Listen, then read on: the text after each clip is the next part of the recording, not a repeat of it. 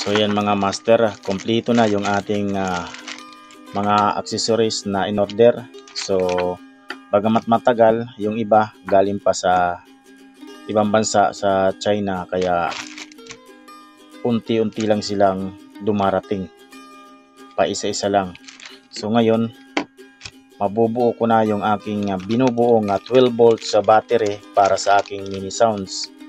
At saka pwede rin po itong pang backup pagka mag-outing. Lalagyan ko lang ng output ng charger ng cellphone o kaya output ng 12 volts na ilaw.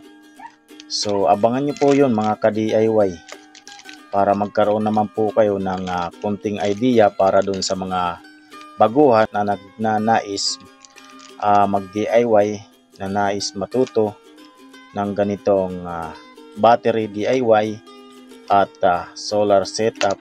Ayan, yan po yung aking mga in-order. So kumpleto na po ito mga ka-DIY. Yung box na lang po yung aking hahanapin kung saan ko to ilalagay. So hanggang dito na lang po muna mga ka-DIY. Maraming salamat po sa inyong sulit na panonood dyan. Paki-like and share po ng ating video. Hanggang sa muli mga ka-DIY.